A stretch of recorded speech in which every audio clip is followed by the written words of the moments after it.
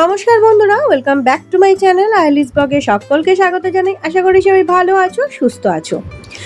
বর্ষাকাল প্রায় ঢুকেই পড়েছে। এই গ্রামে, ঝাড়গ্রামের রূপ কিন্তু ভীষণ সুন্দর, বলা যেতে পারে ভয়ঙ্কর সুন্দর। তোমরা ঘুরে আসতে পারো একদিন বা দুদিনের ট্রিপে। আর এই ঝাড়গ্রামে গেলে তোমরা কোন কোন জায়গায় তোমরা ঘুরবে সেই ভিডিওটি আজকে তোমাদের সামনে তুলে ধরছি। তাহলে চলো প্রথম গন্তব্যস্থলে যাওয়া যাক। প্রথমে আমরা গেছিলাম ঘাগড়া জলপ্রপাতে। এই ঘাগড়া জলপ্রপাত ভারতের পশ্চিমবঙ্গের ঝাড়গ্রাম থেকে প্রায় 41 কিলোমিটার দূরে অবস্থিত। আর এটা ভীষণই মনোরম গন্তব্য, তোমরা কিন্তু অবশ্যই এখানে যাবে। ঘাগড়া নামটি গাগড়া শব্দ থেকে এসেছে, যার অর্থ জলে ভরা একটি কলসি। জলপ্রপাতটি কালো পাথরের একটি গিরিখাতের মধ্য দিয়ে গেছে, আর এই গিরিখাতের আকৃতির কারণেই হচ্ছে কলসির মতন, যা এর প্রাকৃতিক সৌন্দর্যকে বাড়িয়েছে। ঘাগড়া জলপ্রপাত বন্য, সবুজ এবং পাথুরে পাদদেশের মধ্যে অবস্থিত। এই জায়গাটা কিন্তু দর্শনার্থীদের ভীষণভাবে আকৃষ্ট করে, মানে যারা ঘুরতে যায় তারা কিন্তু অবশ্যই এখানে যাবে। ঘাগড়ার ঝরঝর শব্দের আওয়াজে মন্ত্রমুগ্ধ করে, যা দর্শনার্থীদের প্রকৃতির মহিমার এক বিরল আভাস দেয়। বর্ষাকালে এই ঘাগড়া জলপ্রপাতের সৌন্দর্য কিন্তু আরও অনেকটাই বেড়ে যায়। তাই তোমরা যদি ঘুরতে যাও বর্ষাকালে যাবে, ওই সময়টা অনেক বেশি জলপ্রপাতের সেটাও বেশি থাকে, স্রোতটাও বেশি থাকে, দেখতে কিন্তু অপরূপ লাগে। আর এখানে কিন্তু মানে বাদ দিলে হবে না, এই জায়গাটা কিন্তু যেতেই হবে।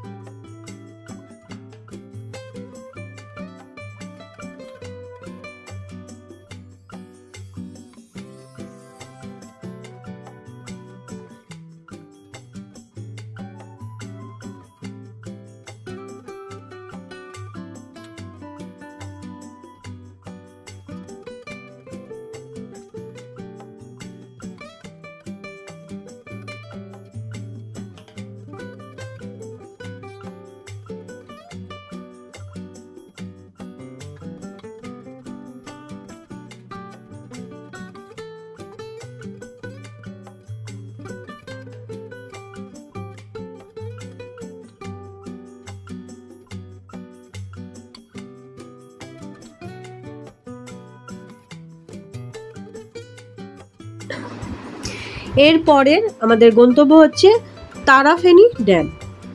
বেলপাহাড়ি গ্রাম পঞ্চায়েতের অধীনে অবস্থিত এই তারাফেনী ব্যারেজ। আর এটি দর্শনার্থীদের দেখার জন্য ভীষণ উল্লেখযোগ্য। আর দর্শনার্থীরা এখানে ঘুরতে গেলে এই তারাফেনী ব্যারেজ অবশ্যই ঘুরতে যান। জায়গাটি ভীষণই সুন্দর। আপনাদের লিস্টেও কিন্তু এই ড্যামটা রাখবেন।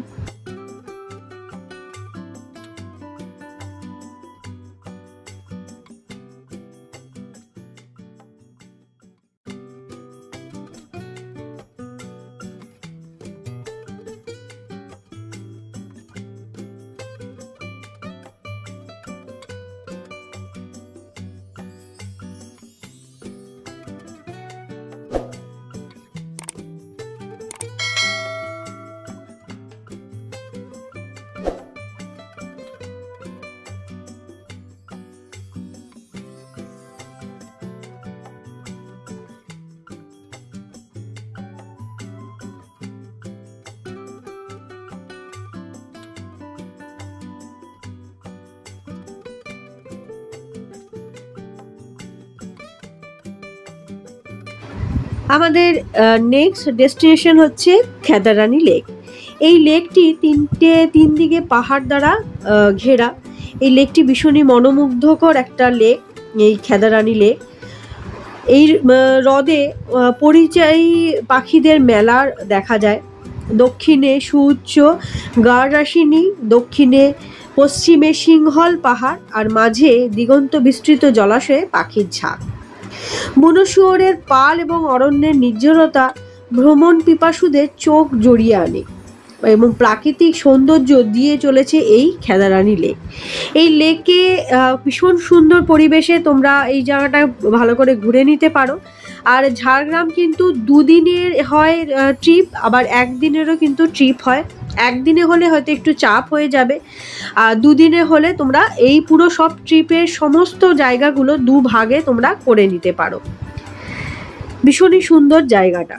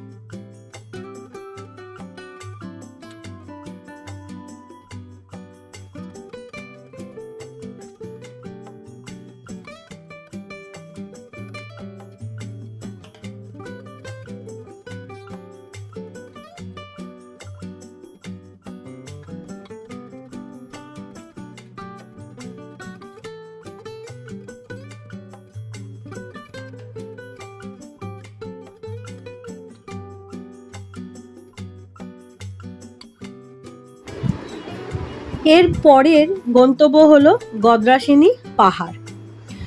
বেলপাহাড়ি থেকে প্রায় 8 কিলোমিটার এবং ঝাড়গ্রাম থেকে 46 কিলোমিটার দূরে এই গদ্রাসিনী পাহাড় অবস্থিত।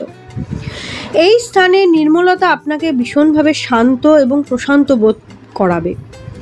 গদ্রাসিনী আশ্রম গদ্রাসিনী পাহাড়ের পাদদেশে অবস্থিত। লাহিড়ী মহারাজ ও স্বামী যোগানন্দের আদর্শে অনুপ্রাণিত। আধ্যাত্মিক জ্ঞান লাভের অভিজ্ঞতা লাভের জন্য, শান্ত ধ্যানে সময় কাটাবার জন্য জীবনের বিভিন্ন স্তরের লোকেরা এই স্থানে যান। প্রতি বছর অঘ্রাণ মাসে প্রচুর আধ্যাত্মিক সাধক এই স্থানটিতে যান। গদ্রাসিনী পাহাড় রঙিন পাখিদের জন্য একটি স্বর্গ এবং পাখি দেখার জন্য একটি দুর্দান্ত জায়গা।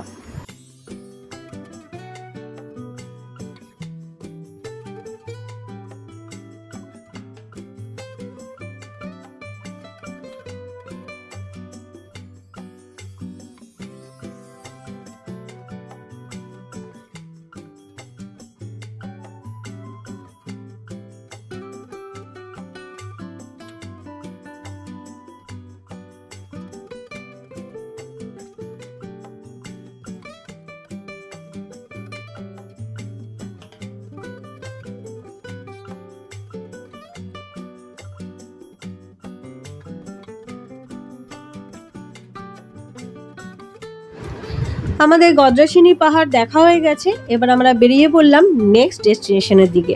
ওটা কিন্তু ভীষণ সুন্দর জায়গা। আমাদের নেক্সট ডেস্টিনেশন হচ্ছে ধাঙ্গিকুসুম ওয়াটারফলস। এই ধাঙ্গিকুসুম ওয়াটারফলস ভারতের পশ্চিমবঙ্গের ঝাড়গ্রাম জেলায় অবস্থিত একটি সুন্দর পাহাড়ি স্থান। এটি সবুজ বন, মনোরম জলপ্রপাত এবং নির্মল হ্রদের জন্য কিন্তু পরিচিত। ধাঙ্গিকুসুম একটি জনপ্রিয় পর্যটন গন্তব্য। বিশেষ করে যারা শহরের জীবনের ব্যস্ততা থেকে একটু অবসর চান তাদের জন্য তো ভীষণ উপযুক্ত। ধাঙ্গিকুসুম ঝাড়গ্রাম তার সমৃদ্ধ সংস্কৃতি ও ঐতিহ্যের জন্যও কিন্তু পরিচিত। এই অঞ্চলটি বেশ কয়েকটি উপজাতীয় সম্প্রদায়ের আবাসস্থল, প্রত্যেকটির নিজস্ব ঐতিহ্য এবং রীতিনীতি কিন্তু রয়েছে। ধাঙ্গিকুসুম ঝাড়গ্রামে দর্শনার্থীরা আদিবাসী গ্রাম পরিদর্শন করে, ঐতিহ্যবাহী উৎসবে যোগদান করে। এই জায়গাটা কিন্তু মিস করবেন না, ভীষণ সুন্দর জায়গা, আপনারা অবশ্যই ঘুরে নিতে পারেন। চলুন এবার নেক্সট ডেস্টিনেশনের দিকে যাওয়া যাক। জায়গাটা কিন্তু ভীষণ সুন্দর। আমাদের নেক্সট ডেস্টিনেশন হচ্ছে লাল জল গুহা। এই লাল জল গুহা ঝাড়গ্রাম শহর থেকে প্রায় 68 কিলোমিটার দূরে। জঙ্গলের মধ্যে দিয়ে পরিষ্কার রাস্তা চোখকে আনন্দ দেয়। পাথুরে পাহাড়ে লাল মাটির রাস্তা দিয়ে যাত্রা শেষ হয় প্রায় 3 কিলোমিটার দূরে। স্থানটি প্রাচীন সভ্যতার সাক্ষী রয়ে গেছে। কালো পাথর দিয়ে গুহাটি 200 মিটার উঁচুতে।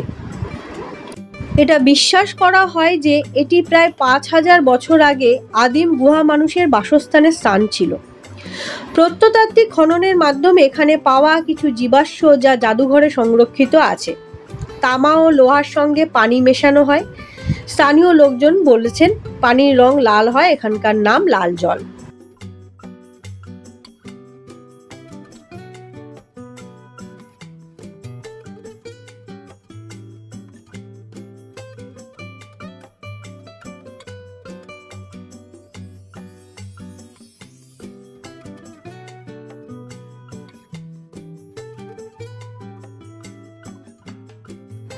আমাদের নেক্সট ডেস্টিনেশন হচ্ছে চিল্কিগড় রাজবাড়ি। এই চিল্কিগড় রাজবাড়ি ঝাড়গ্রাম থেকে 12 কিলোমিটার দূরে, কনক দুর্গা মন্দির থেকে 1 কিলোমিটার। এটি একটি ঐতিহাসিক স্থান। বর্গি থেকে রক্ষা করার জন্য প্রাসাদের চারপাশে লম্বা প্রাচীর আছে। এখানে ভেতরে অনেকগুলো মন্দির আছে আর এই রাজবাড়ির ভেতরেই। আর এই দেখো এই মিনারটা দেখা যাচ্ছে, এই মিনারটাও আছে ভেতরে। ভেতরে কিন্তু অনেকটাই জায়গা, ঘুরে দেখতে কিন্তু টাইম লাগবে।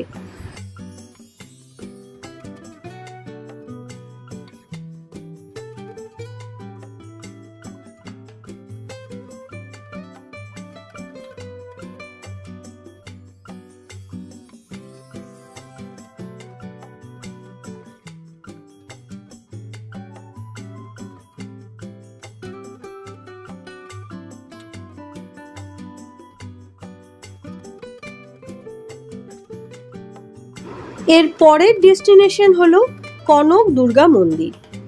কনক দুর্গা মন্দির রাজা গোপীনাথ মন্দিরটি নির্মাণ করেছেন, যা অনুমান করা হয় 500 বছরেরও বেশি পুরনো। রাজা স্বপ্নে কনক দুর্গার মূর্তি দেখেন এবং দেবীর মন্দির তৈরি করেন। নাম অনুসারে কনক মূর্তিটি সম্পূর্ণরূপে সোনার তৈরি এবং উচ্চতায় 2 ফুট। এটা বিশ্বাস করা হয় যে রাজকীয় আমলে মানব বলিদান একটি গুরুত্বপূর্ণ আচার তৈরি হয়েছিল। যতক্ষণ না বলির রক্ত দুলুং নদীতে পৌঁছায়, আচার চলতে থাকে। কনক দুর্গা মন্দির পরিদর্শন প্রাকৃতিক সৌন্দর্যের একটি রোমাঞ্চকর অভিজ্ঞতা দেয়। এটি ঝাড়গ্রাম শহর থেকে প্রায় 14 কিলোমিটার দূরে। শতাব্দী প্রাচীন মন্দিরটি ডুলুং নামে একটি ছোট্ট মোহনীয় নদীর পাশে জঙ্গলে অবস্থিত। এখানে বেশ কিছু বিরল প্রজাতির গাছ, পাখি ও বানর দেখা যায়। কনক দুর্গার পথে কেন্দুয়া বলে একটি জায়গা আছে। শীতকালে পরিযায়ী পাখিরা এই এলাকায় বেড়াতে আসে। ঘন জঙ্গলের মধ্য দিয়ে 8 ঘন্টার ভ্রমণ একটি মনোমুগ্ধকর অভিজ্ঞতা দেয়।